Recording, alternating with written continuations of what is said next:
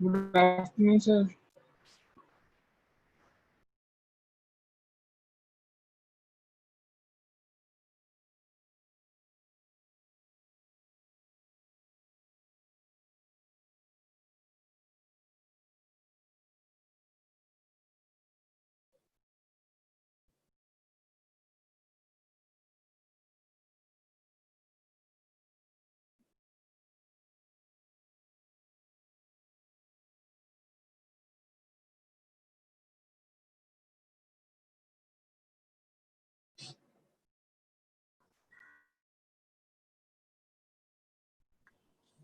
Good afternoon. Good afternoon.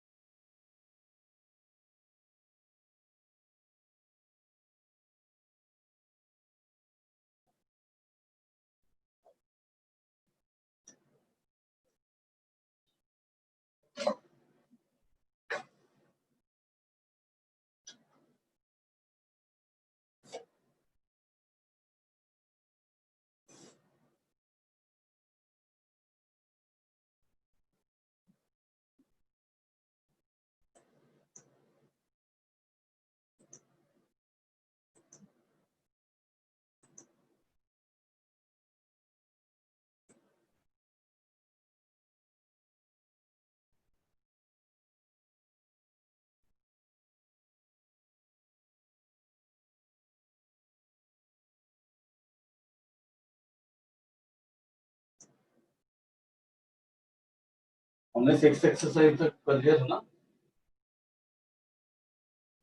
6 exercise तक complete हो गया आपका। Hello, Yes. 6 एक्सरसाइज तक कंप्लीट हो गया था ना।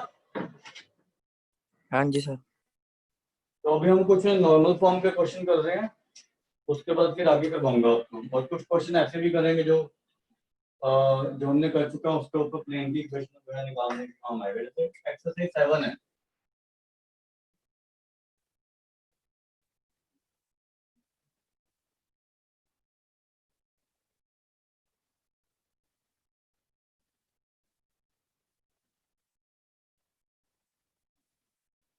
आपको दिया हुआ reduce this equation two normal form. जैसे ये इक्वेशन है,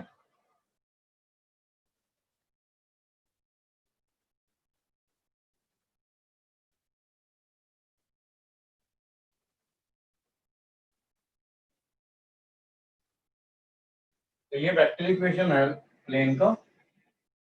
एंड आपने इसको नॉर्मल फॉर्म में रिड्यूस करना है। उसके बाद आपने लेंथ ऑफ द परपेंडिकुलर निकालना है from origin to this plane.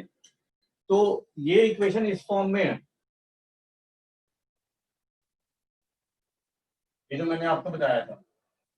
ठीक है, अब ये जब हमने नॉर्मल फॉर्म में कन्वर्ट करना तो दिस शुड बी पॉजिटिव। अब यहाँ पे तो पॉजिटिव ही है, तो आपने इसका कुछ नहीं करना। अगर यहाँ पे नेगेटिव होता ना तो इसको भी नेगेटिव से मल्टीप्लाई कर देते और इसको भी, वो इक्वल हो जाता फिर।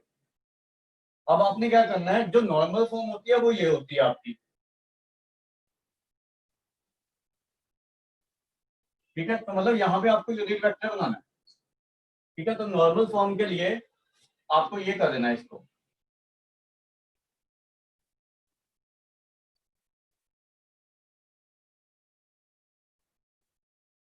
तो ये यूनिट वेक्टर बन गया।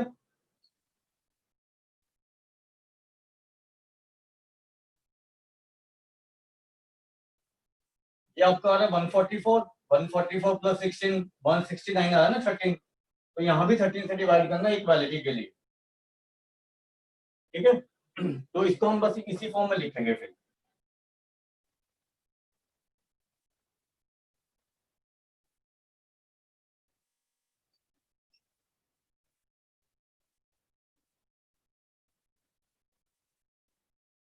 अभी नॉर्मल फॉर्म में रिड्यूस हो गया। ठीक है, और ये जो राइट हैंड साइड आई है ना, ये जो चीज आई है ये it is perpendicular distance of the plane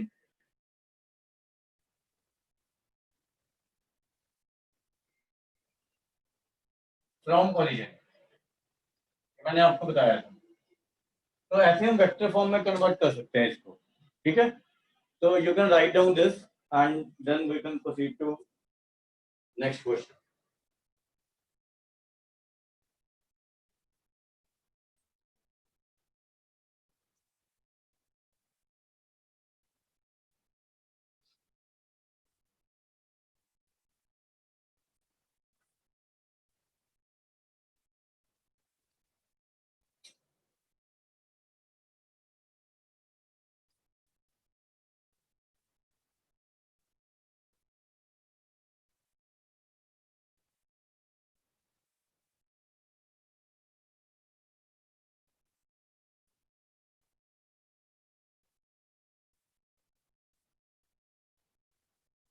लिख लिया?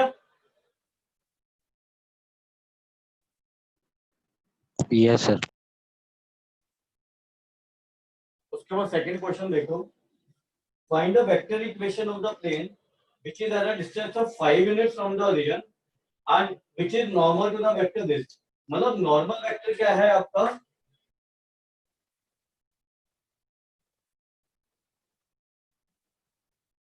आई cap minus 2j cap minus 2k cap, और इसमें आपको डी डैश दिया हुआ है, डिस्टेंस फ्रॉम द origin, तो it is d dash is given.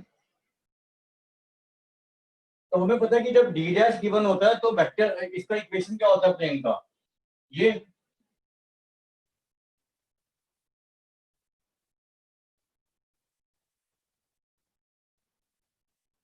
Are vector dot N cap equal to D dash. तो अब हम एन वेक्टर इक्वेशन निकालने के लिए एन वेक्टर को एन कैप में चेंज करेंगे। तो वो आपको पता है कैसे करते हैं। तो वेक्टर इक्वेशन क्या आ जाएगा? R vector dot I cap minus 2j cap minus 2k cap, इसका यूनिट वेक्टर में 9 आ जाएगा, 3 आ जाएगा नीचे, इक्वल टू 5। तो अब अगर इसको आपने कार्टेशियन इक्वेशन में चेंज करना है,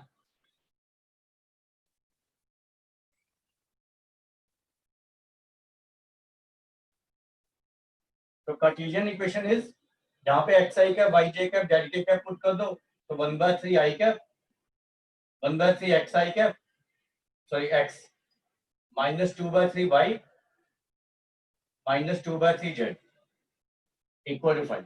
तो 3 को उधर भी लेके जा सकते हो, तो this implies X minus 2y minus 2z equal to 15। तो ये कार्टेशियन इक्वेशन आ जाएगा।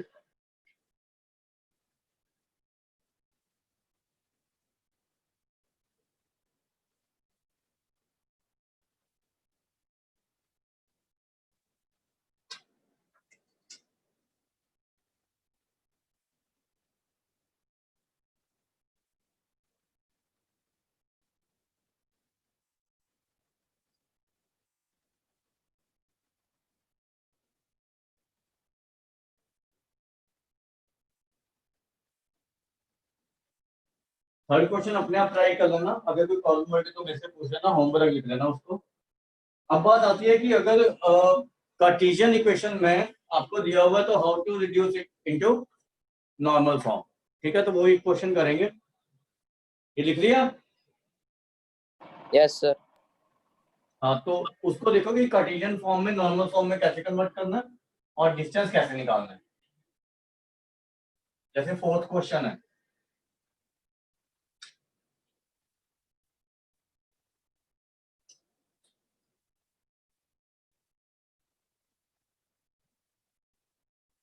आपको दिया हुआ reduce this equation equation of plane to normal form. अब मैंने आपको बताया था इसको इधर ले जाओ एंड मेक इट पॉजिटिव।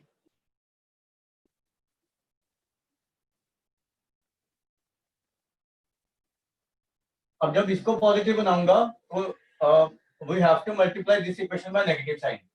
तो ये क्या बन जाएगा, -2x plus 3y minus 6z equal to 14। अब ये a है, ये चीज, ये b है और ये c है, तो इसको root a square plus b square plus c square से डिवाइड कर दो। ये आया ना a square plus b square plus c square, तो दिस इज 7। तो नॉर्मल फॉर्म क्या आ जाएगी,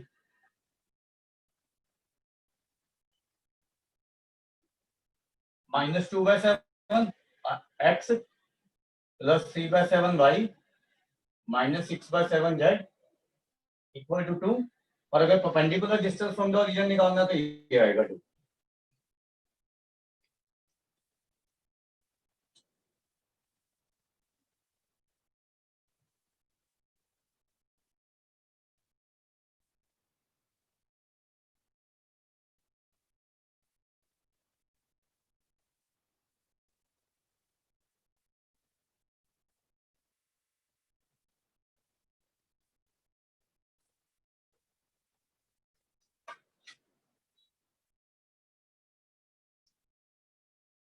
उसके बाद आप नेक्स्ट क्वेश्चन अपने आप से ट्राई करोगे।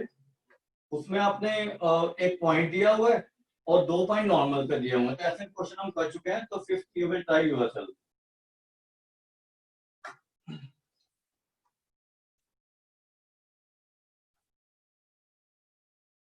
उसके बाद 6 क्वेश्चन पे आ जाओ।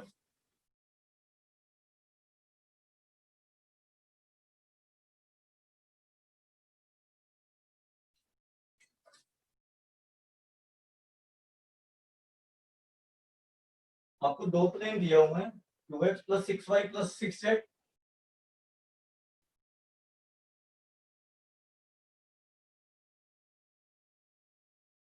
इक्वल टू 7 एंड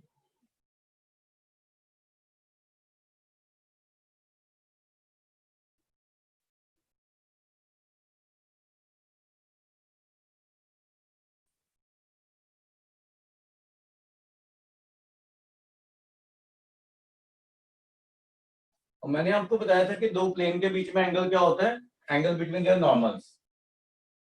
ठीक है, तो अगर 2 प्लेन के बीच में एंगल निकालना है, इसको a1 b1 c1 लेना और इसको a2 b2 c2, तो we will find cos theta. a1 a2 b1 b2 c1 c2 upon a1 square b1 square c1 square and a2 square b2 square c2 square. अभी देखो ये 6 है, ये 24 है, 30 हो गया। 30 माइनस 30 इज 0 और cos थीटा अगर 0 आएगा देन 2 प्लेन्स आर परपेंडिकुलर।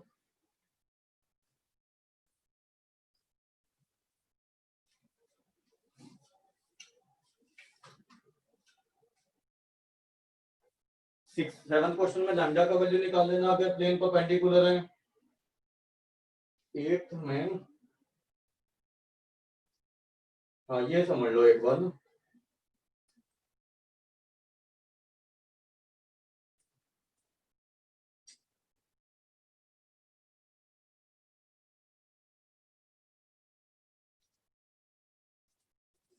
इसका वैसे भी चलो जैसे लाइन में गया था वैसे भी समझा दूंगा। पहले हम एक स्टैंडर्ड मेथड देख लेते हैं कैसे करना है।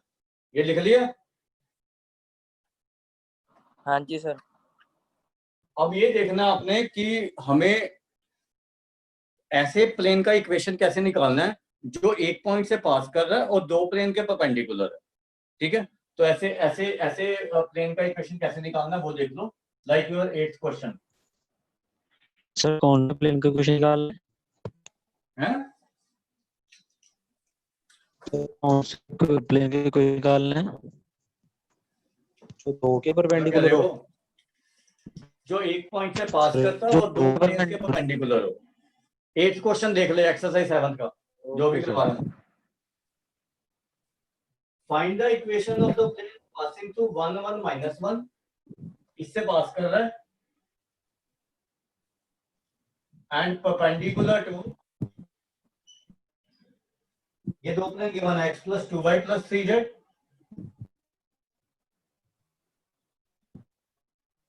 Equal to 7 and 2x minus 3y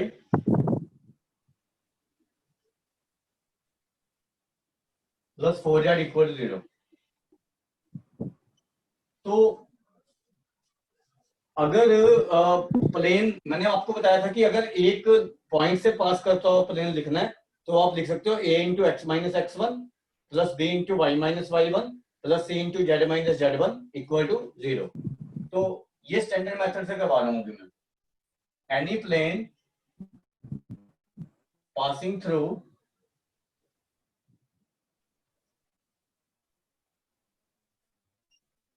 one minus one is, we can take this plane.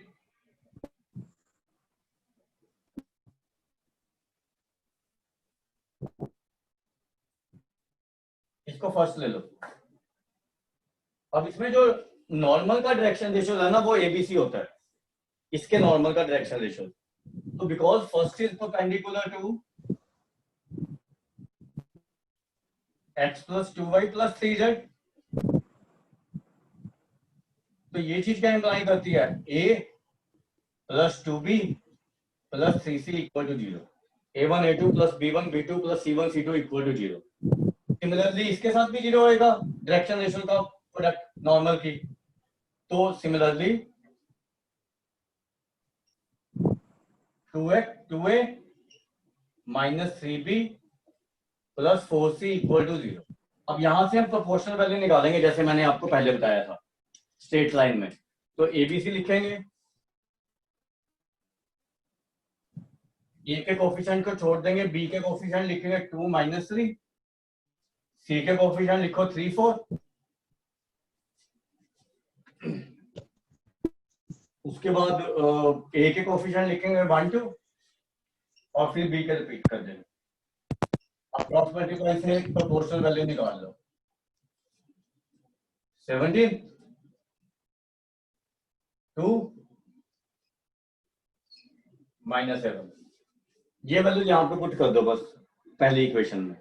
तो required equation of plane is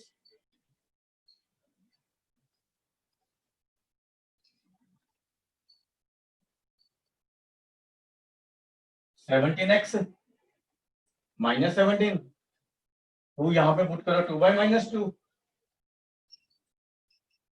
और minus 7z minus 7 equal to 0. तो ये क्या आ गई 17x plus 2y minus 7z minus 26 equal to 0. तो ये equation of plane आ जाएगी रिक्वायर्ड. एंड इसको आप वेक्टर फॉर्म में चेंज कर सकते हो. ये लिख लो पहले.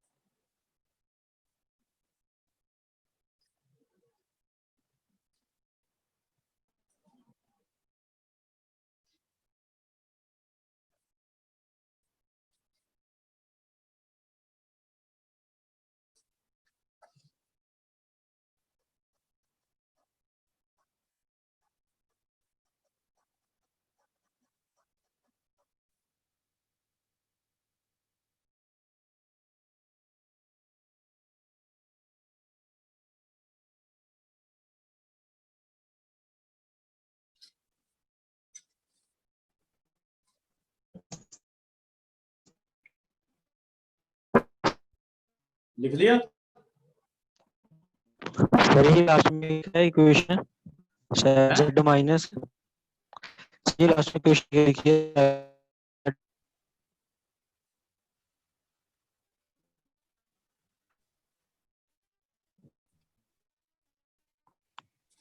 यार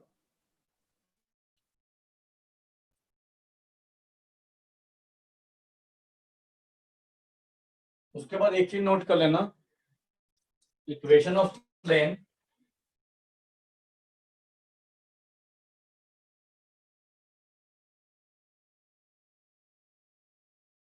passing through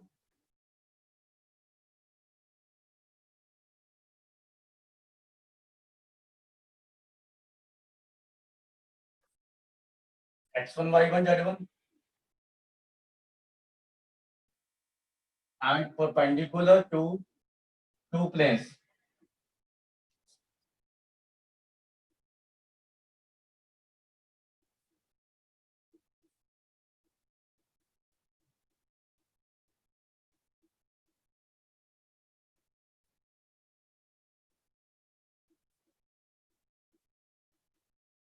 इन दो प्लेन्स के परपेंडिकुलर है इज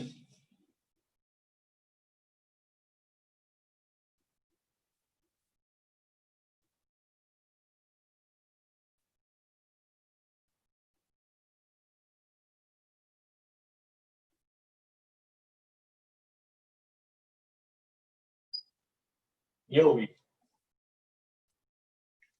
अगर आप वेक्टर फॉर्म में देखना चाहते हो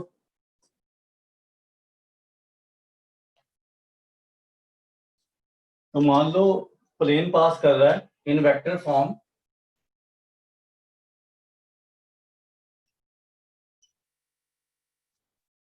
plane passes through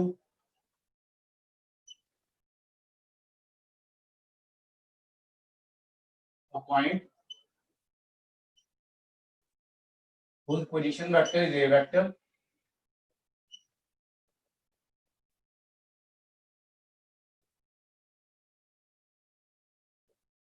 and perpendicular to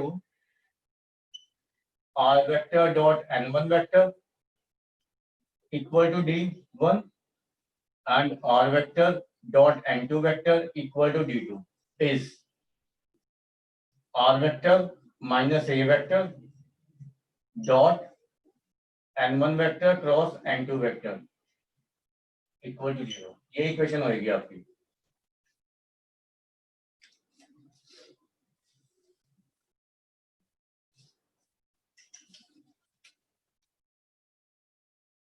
ये वही है जब आप n1 क्रॉस n2 निकालोगे ना तो वो r vector minus a vector के परपेंडिकुलर आएगा।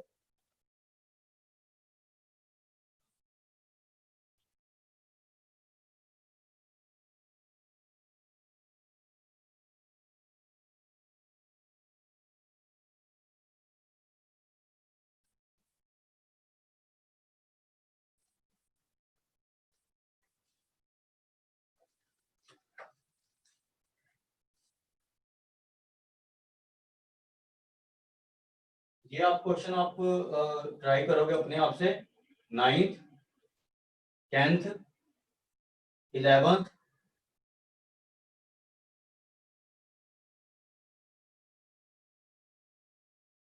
9th 10th 11th अपने आप से 9th 10th अपने आप से ट्राई करोगे।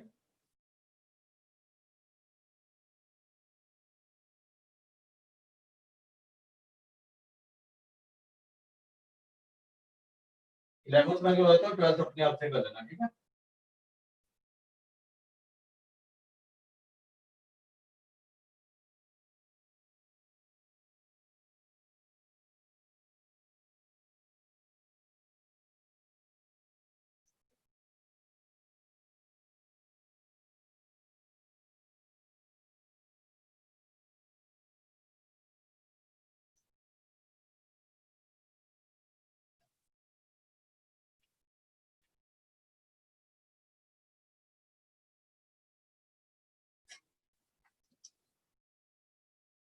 इलेवेंथ क्वेश्चन में आपको दिया हुआ है 2 पॉइंट से पास कर रहा है, एक के परपेंडिकुलर, तो प्रोसीजर विल बी सेम। जैसे मान लो any plane which passes through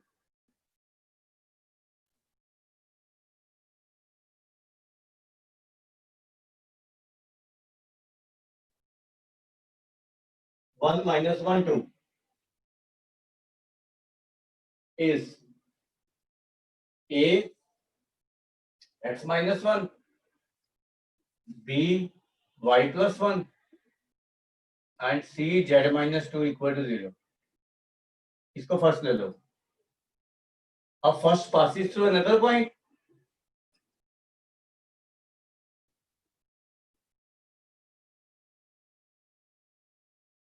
to minus two two, तो इसमें पुट कर देंगे एक्स वाई जेड की जगह. तो टू इसमें पुट करेंगे ए माइनस बी और सी तो जीरो ही हो गया, जीरो सी लिख लो बेशक. और फर्स्ट इज परपेंडिकुलर टू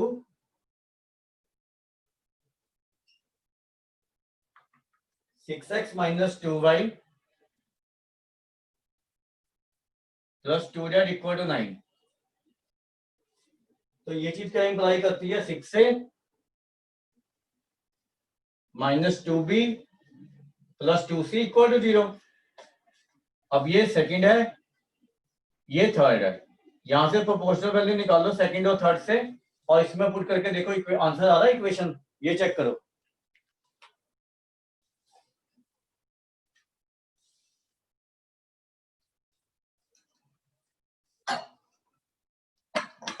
आगे करो इसको जरा, फिर नेक्स्ट एक्सरसाइज शुरू करते हैं थोड़ी.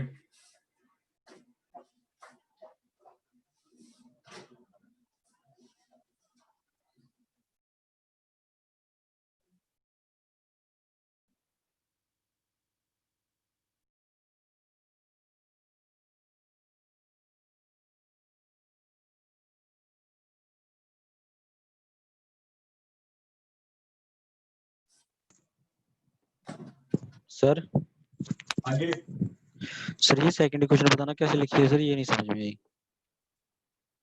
अरे भाई दो प्लेन परपेंडिकुलर हैं तो a1 a2 plus b1 b2 plus c1 c2 zero नहीं होएगा.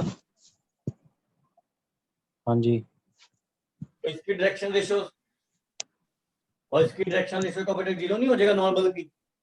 हाँ जी ठीक है. नहीं वैसे ये जीरो से समझ नहीं आया सर कैसे आया था. तो वो तो पॉइंट पुट करना एक्स वाई जेड की जगह, 2 माइनस टू टू पहली इक्वेशन में एक्स वाई जेड की जगह पुट कर. ठीक है सर.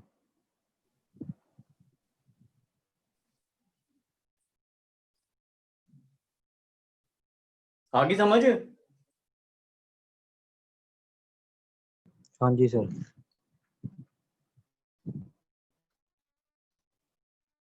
ये करो आगे, देखो आंसर आ जाएगा. और 12वां क्वेश्चन अपने आप करना, फिर नेक्स्ट एक्सरसाइज शुरू कराऊंगा.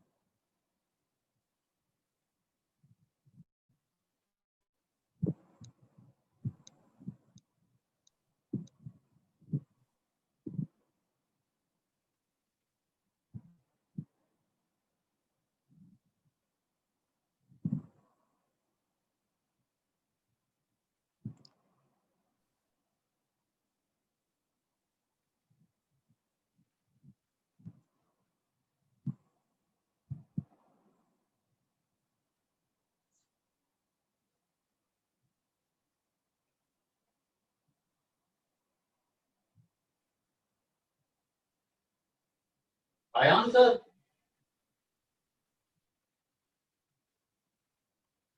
यस सर आ गया. 12th क्वेश्चन अपने आप करना.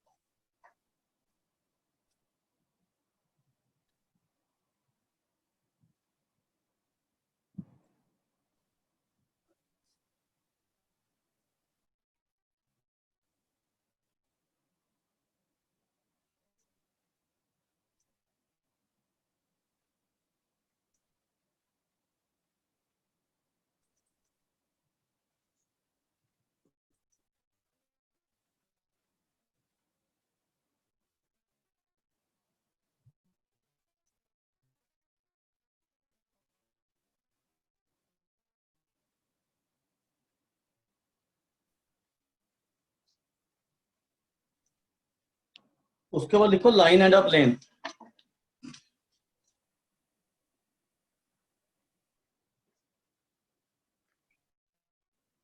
कुछ चीजें लिखवा रहा हूँ, पहले वो लिख लो, फिर क्वेश्चन शुरू करेंगे अगली एक्सरसाइज पे।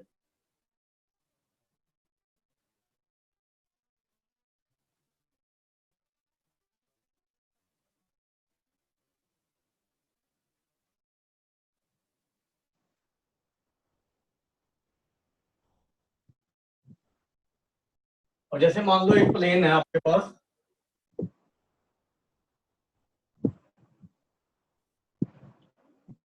मान लो ये ax plus by plus cz plus d equal to 0 और एक लाइन है, ऐसे है मान लो।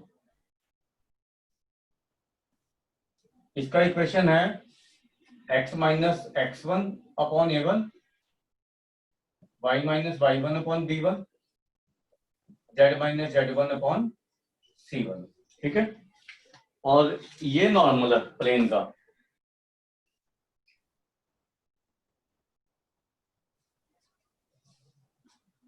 तो अगर आप कोई भी लाइन ड्रॉ करोगे ना यहाँ से, मतलब यहाँ से पास करती हुई, तो ये एंगल तो आपको पता ही है 90 डिग्री है नॉर्मल और लाइन के बीच में। प्लेन पे कोई भी लाइन लाई करती है that is perpendicular to normal to the plane. ठीक है, अब मान लो ये एंगल थीटा है प्लेन का और लाइन का। ठीक है, तो ये एंगल कितना हो जाएगा, 90 माइनस थीटा।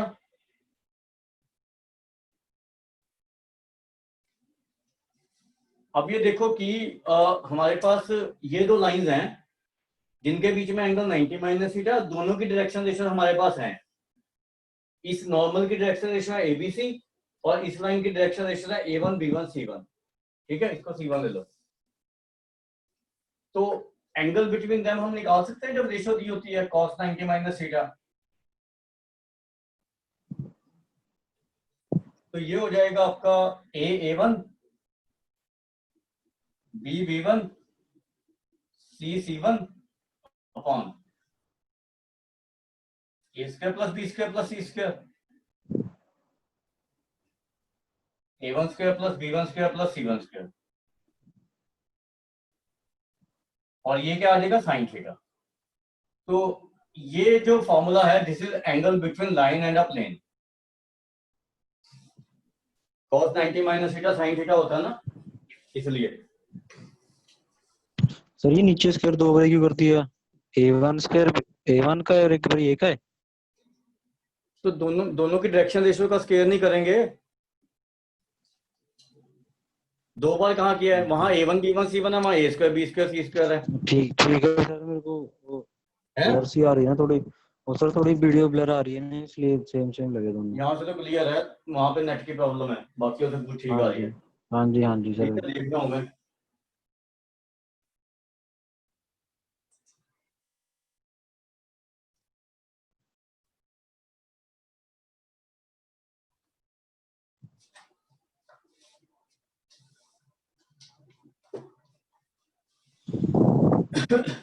अब हमें ये भी पता लग जाता है कि जैसे अगर ये चीज जीरो आ गई, मान लो ये चीज, तो साइन थीटा मतलब angle between them is zero, तो line is parallel to the plane. तो अगर हमारे पास ये चीज आ गई ना,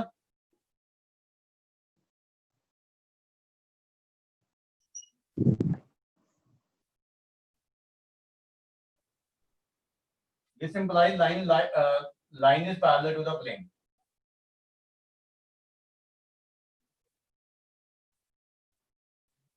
और जो लाइन प्लेन के पैरेलल होगी ना, वो इसके नॉर्मल के परपेंडिकुलर होगी। जो लाइन प्लेन के पैरेलल होगी वो प्लेन के नॉर्मल के परपेंडिकुलर होगी। ठीक है,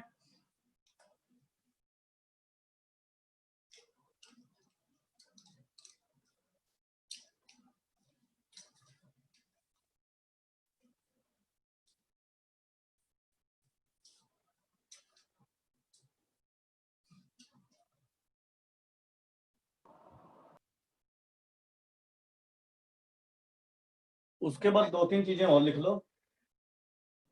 सर एक मिनट ये रब ना करना। कर लो कर लो।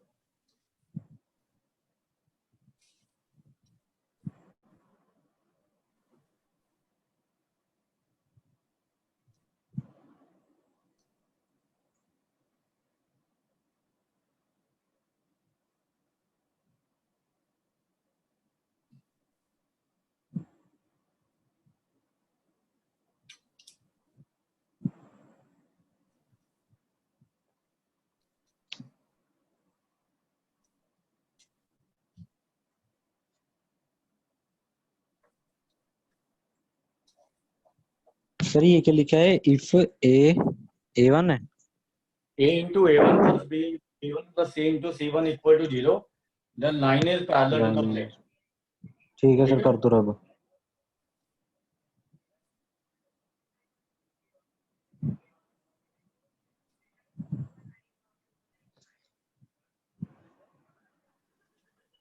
उसके बाद लिखो equation of plane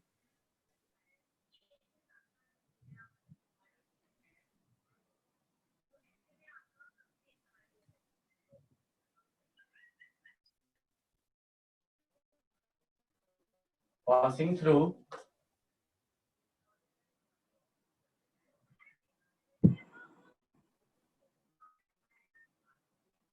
intersection of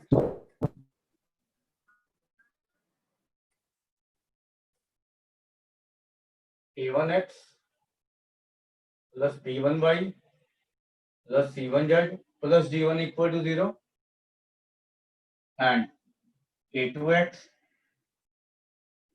plus B2y plus C2z plus D2 equal to 0 is A1x, B1y, C1z plus D1 plus K times A2x, B2y, C2z plus D2 equal to 0। तो ये इक्वेशन लेनी है हमने जब कोई प्लेन इंटरसेक्शन से पास करता है दो प्लेन के की वैल्यू अदर गिवन कंडीशन से निकलेगी।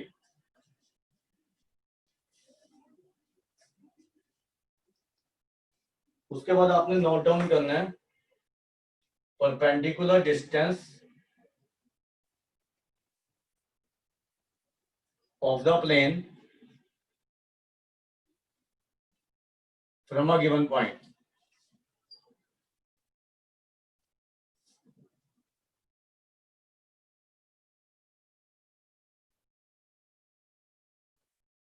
तो जैसे कोई पॉइंट गिवन है आपको और एक प्लेन गिवन है, जैसे मान लो ये प्लेन गिवन है और ये पॉइंट गिवन है, point is x1 y1 z1 और प्लेन है ax plus by plus cz plus d equal to 0। तो इनका हमने परपेंडिकुलर डिस्टेंस निकालना है दोनों का। तो ये वही फॉर्मूला होता है जो हमने स्ट्रेट लाइन में पढ़ा हुआ है। तो सेम सेम तरीके से लिखते हैं, पहले x1 y1 z1 आपने इसमें पुट कर देना, उसका मोड ले लेना। तो ये जो डिस्टेंस है ना ए बी, परपेंडिकुलर डिस्टेंस है ये, तो A B is mod ax1 plus by1 cz1 plus d upon root a square plus b square plus c square. ये भी होता है distance between a point and a plane, perpendicular distance. उसके बाद लिखना है आपने distance between two parallel planes.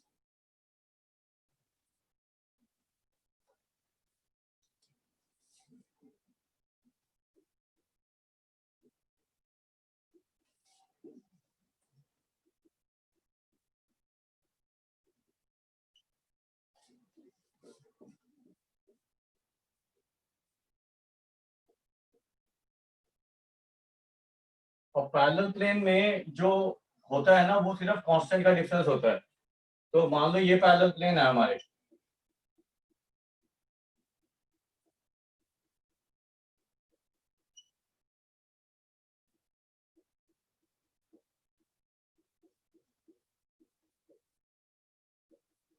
तो इनके बीच में जो डिस्टेंस होएगा ना पैरेलल प्लेन के बीच में, उसमें इन दोनों का सब्ट्रैक्ट करना, उसका मॉड लेते हैं और अपॉन में वही आएगा root A square plus B square plus C square.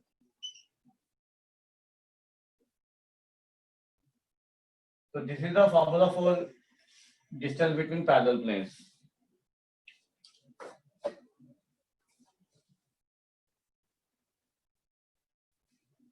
ये नोट डाउन करो।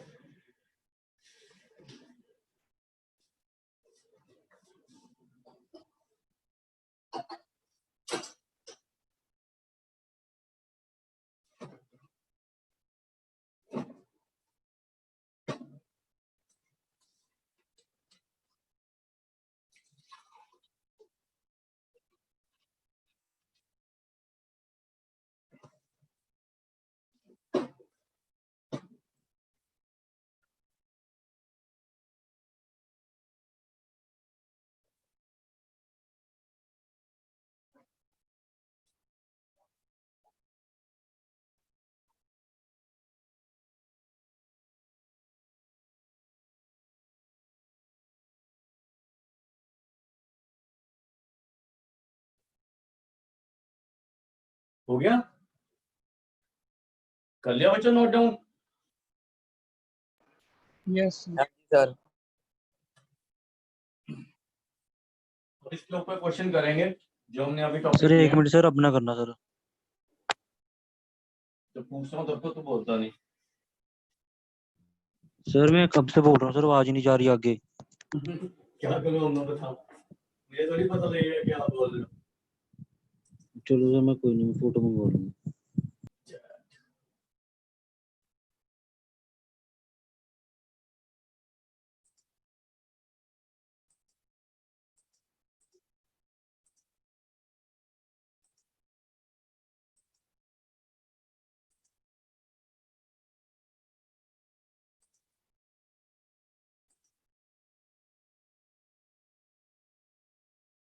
लिख दिया?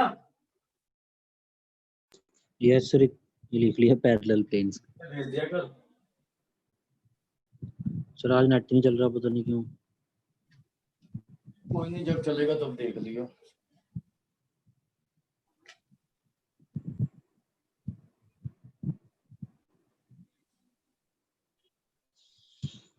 उसके बाद आ जाओ वापस।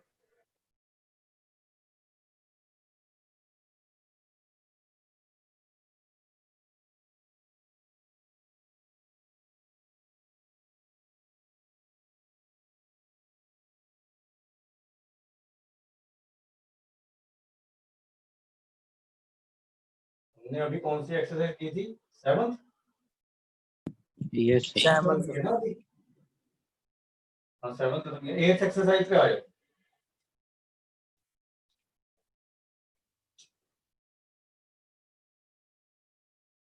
जैसे पहला क्वेश्चन है, find the equation of the plane through the point this and parallel to the plane this.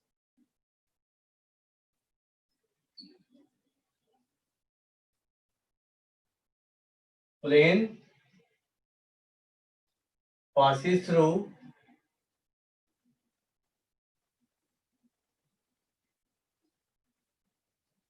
(1, 4, -2) and parallel to -2x plus y minus 3z equal to 7। ठीक है, तो अभी देखो अगर दो प्लेन पैरेलल होंगे तो उनके जो परपेंडिकुलर होंगे उनकी डायरेक्शन रेशो सेम होएगी। Yes sir. जो उनके परपेंडिकुलर होंगे उसकी डायरेक्शन रेशो सेम होगी या नहीं अगर पैरेलल होंगे प्लेन? क्योंकि अगर प्लेन पैरेलल है तो उनके परपेंडिकुलर भी पैरेलल होंगे, और अगर दो लाइन परपेंडिकुलर पैरेलल होती है तो उनकी डायरेक्शन रेशो सेम होती है। ठीक है, तो हम इसमें सीधा इक्वेशन लिखेंगे, इसमें कुछ एक्सप्लेन करने की जरूरत नहीं है। तो आपने लिखना है plane passes through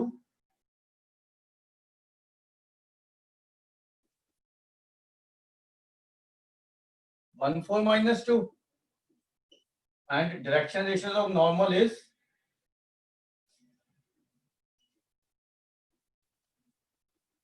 -2 1 -3, hence equation is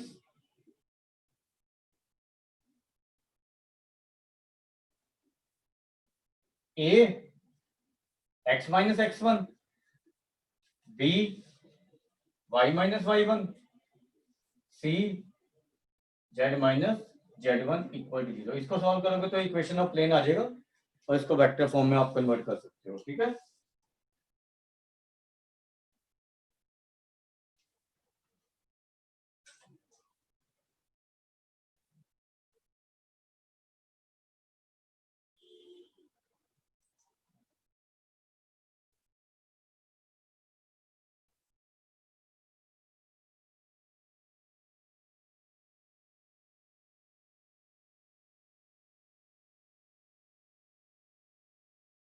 उसके बाद सेकंड क्वेश्चन पे आ जाओ।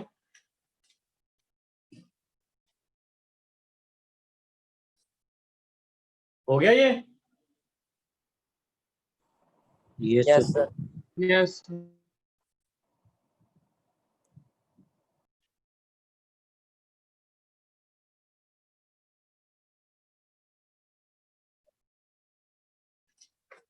Find the equation of the plane containing the line of intersection of the plane descent। अब ये देखो कि जब दो प्लेन इंटरसेक्ट करते हैं ना, ठीक है, तो वो एक लाइन पे इंटरसेक्ट करते हैं। जैसे आप कॉपी लो, उसको खोलो, ठीक है, तो वो दो प्लेन बन जाएंगे जो आपके दो पेज बनेंगे। ठीक है, तो मैं आपको दिखा भी देता हूं।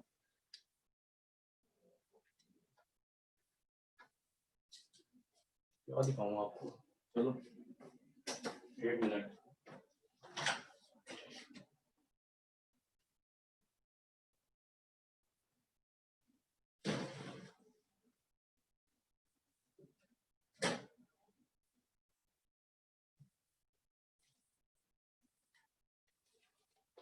जैसे ये देखो, ये दिख रही है बुक, ये दो प्लेन है, दिख रही है? Yes, हाँ sir. जी सर। तो ये देखो, एक ये प्लेन है, एक ये प्लेन है, और उनका इंटरसेक्शन देखो, ये वाली लाइन आ रही है बीच वाली, ठीक है। Yes, sir. तो दो प्लेन्स एक लाइन पे इंटरसेक्ट करते हैं और उसको कहते हैं line of intersection of the plane. ठीक है, तो अब ये कह रहा है कि दो प्लेन के इंटरसेक्शन, मतलब लाइन ऑफ इंटरसेक्शन मतलब दो प्लेन के इंटरसेक्शन से ही पास कर रही है वो। ठीक है, और जब दो प्लेन के इंटरसेक्शन से कोई प्लेन पास करता है ना, there are infinitely many planes, ये ध्यान रखना। क्योंकि जब हम इंटरसेक्शन से प्लेन लिखते हैं ना, जैसे ये प्लेन लिख रहे हैं हम,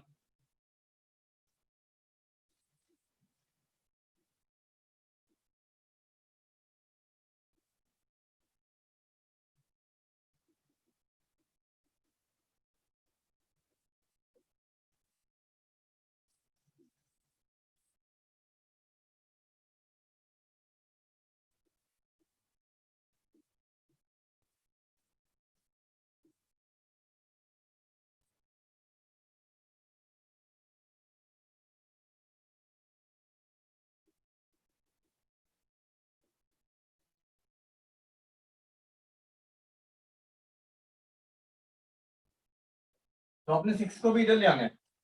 तो इसकी इक्वेशन ऐसी इस फॉर्म में होगी कि आप इसके साथ मर्जी ले लो, उससे कोई फर्क नहीं पड़ता है।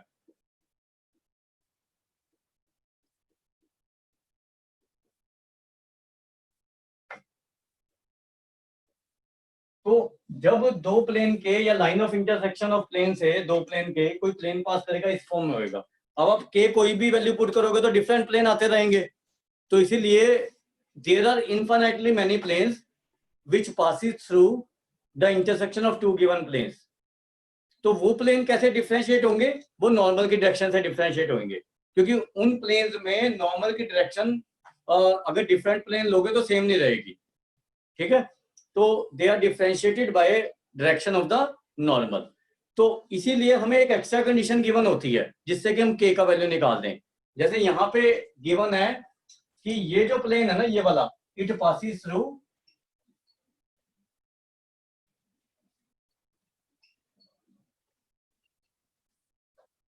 111, तो 5 का मतलब होता है एक्स वाई जेड का वैल्यू, उसमें हम पुट कर सकते हैं, तो यहाँ पे पुट कर दो।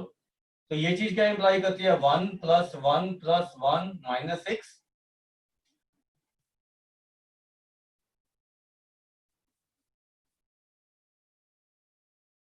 अब यहाँ से k की वैल्यू निकल जाएगी, तो वो आ रही है आपकी 3/14। अब ये k की वैल्यू यहाँ पे पुट करके इक्वेशन आ जाएगी, उसको सॉल्व कर लेंगे। ठीक है, तो 14 को बेशक यहाँ पे ले आओ, तो इक्वेशन ये नहीं आ जाएगी।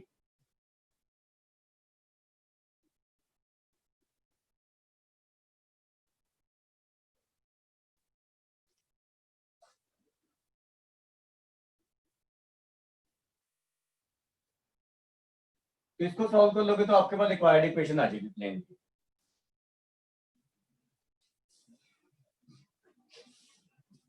आगे समझ बात ये।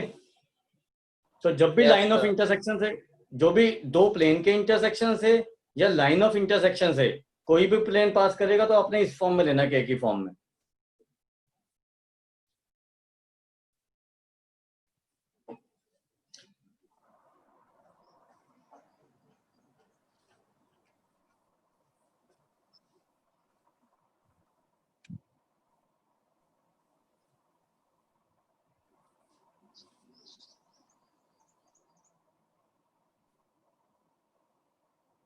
लिख लिया ये?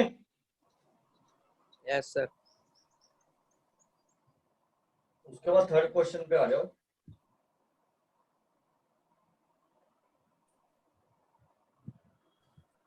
इसमें भी आपको दो प्लेन के इंटरसेक्शन से एक प्लेन पास कर रहा है, और फिर एक के परपेंडिकुलर दिया होगा।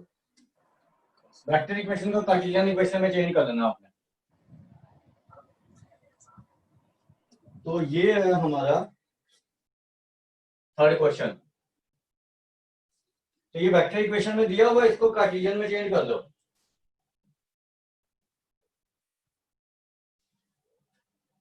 पहला प्लेन है 2x - 3y + 4z - 1। इसको मैंने कार्टेशियन को वेक्टर में लिख लिया है,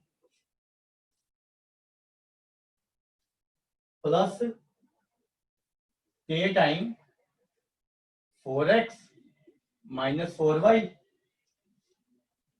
x - y।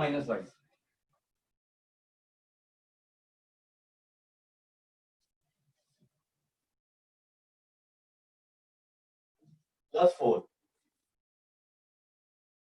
ये इक्वेशन बनी है इंटरसेक्शन से। अब ये जो है ना, ये परपेंडिकुलर, इसको, इसकी पहले एक्स वाई जेड के कोफिशिएंट अलग अलग कर लो। तो एक्स के साथ क्या आ रहा है,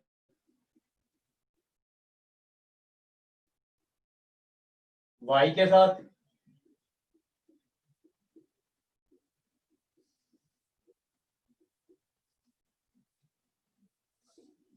ये हमने ax + by + cz की फॉर्म में लिख ली। तो ये फर्स्ट लो। अब ये फर्स्ट है ना, जो इट इज परपेंडिकुलर टू, उसको भी वेक्टर में चेंज कर दो। 2x - y + z + 8 = 0। अब ये और ये परपेंडिकुलर है, तो डायरेक्शन रेशियो का प्रोडक्ट 0 होएगा। तो मतलब 2 × 2 + k a1 a2 -1 × -3 - k b1 b2 c1 c2 = 0। यहां से k की वैल्यू आएगी, वो यहां पे पुट कर दो इस इक्वेशन में, इस वाली में। फिर देखो आंसर आ जाएगा आपको।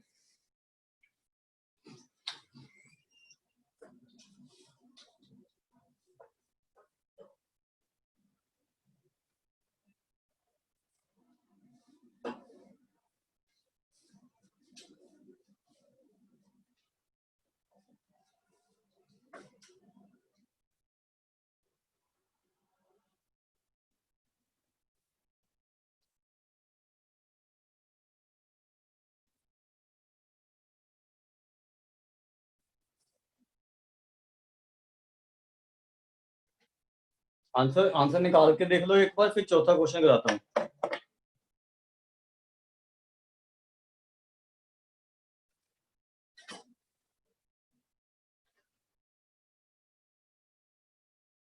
का तो बता देना।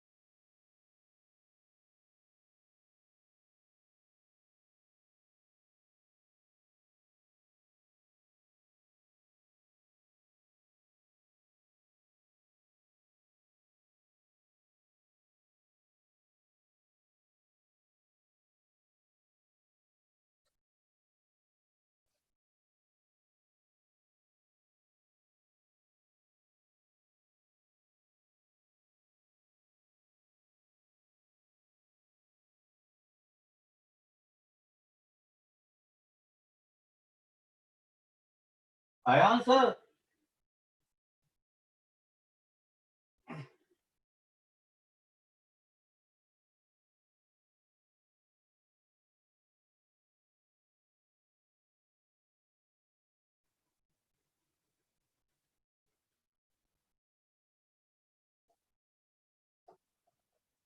बच्चों हो गया सॉल्व?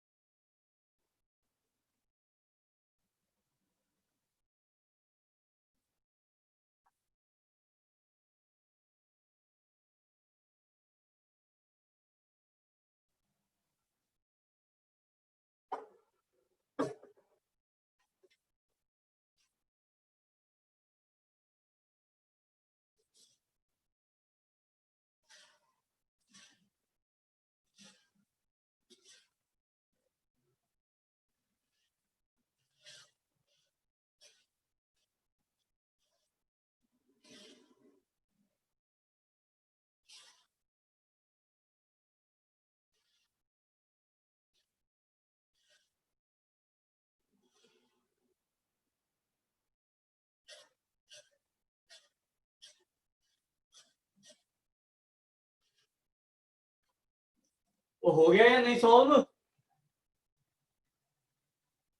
हो गया सर। हो गया। हो गया सर, हाँ हो जी। गया। नेक्स्ट क्वेश्चन आ जाओ, चौथे क्वेश्चन पे।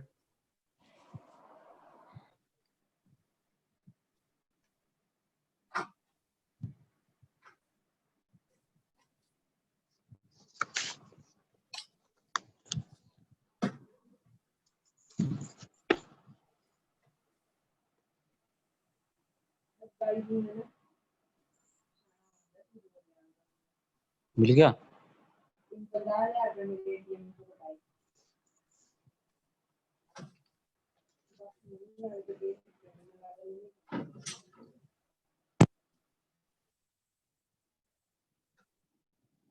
चौथे क्वेश्चन में आपको कह रहा है find the Cartesian as well as vector equation of the plane through the intersection of this and this plane which are at unit distance from the origin.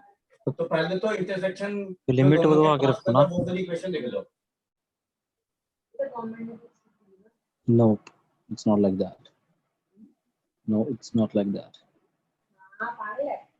क्या एटीएम दी गवर्नमेंट फिक्स करी हुई? क्या बोल ली जानती तुझे? और ये अपना स्पीकर बंद कर ले।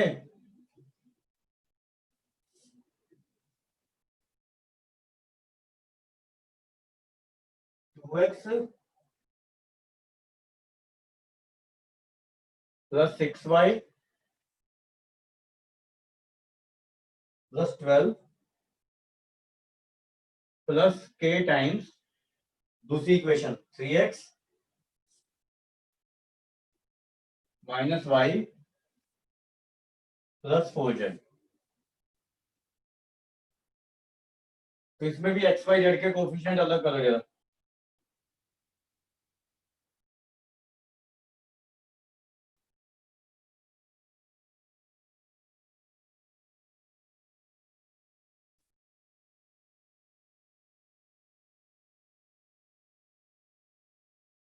ये आ रहे हैं ना। तो इसका जो perpendicular distance from the origin है ना,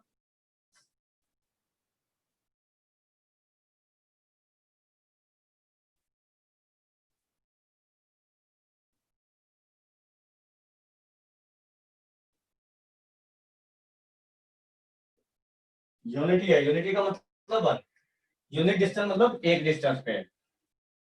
तो परपेंडिकुलर डिस्टेंस के लिए हम वही फॉर्मूला लगाएंगे जो मैंने आपको बताया, प्लेन का पॉइंट से डिस्टेंस।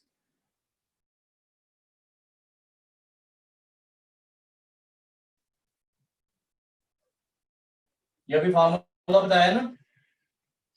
तो 0 0 0 से डिस्टेंस निकालेंगे तो ए x1 0 हो गया, बी y1 0 हो गया, सी z1 0 हो गया, तो 12 ही नहीं बचा ऊपर। ए स्क्वायर हो गया आपका 2 + 3k का होल स्क्वायर, बी स्क्वायर हो गया 6 - k का स्क्वायर, और सी स्क्वायर हो गया 16k स्क्वायर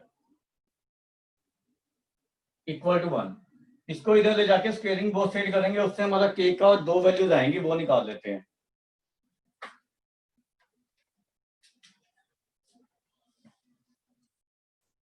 यहां पे स्केलिंग होगी 144 equal to 4 + 9k square + 12k 36 + k square -12k + 16k square. तो ये 12k तो कैंसिल हो रहा है, तो k स्क्वायर वाली टर्म कितना सम आ रहा है 26, और कांस्टेंट है उधर ले जाओ सारी 40 है ना। ये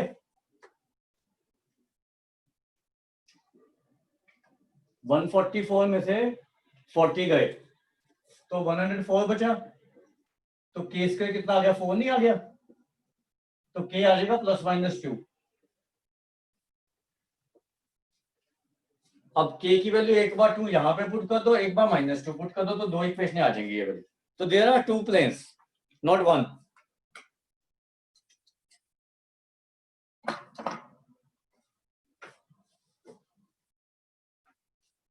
ठीक है। Okay sir. अब इस एक्सरसाइज के क्वेश्चन लिख लो जो आप अपने आप से कर सकते हो चौथे के बाद। पांचवा अपने आप कर सकते हो, छठा कर सकते हो, सातवां,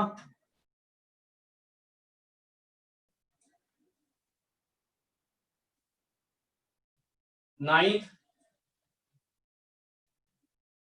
11th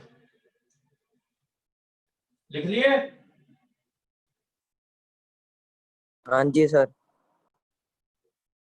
या रिपीट करूं?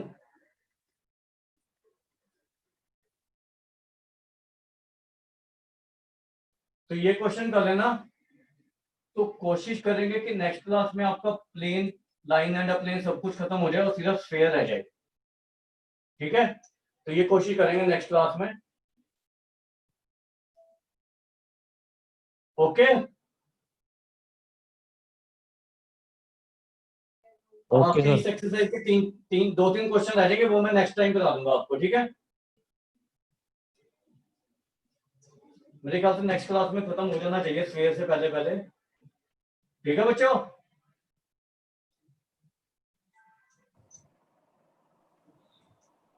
Yes. चलो ठीक है, यस सर। ठीक है, ठीक है। Okay sir. ओके जी, ओके।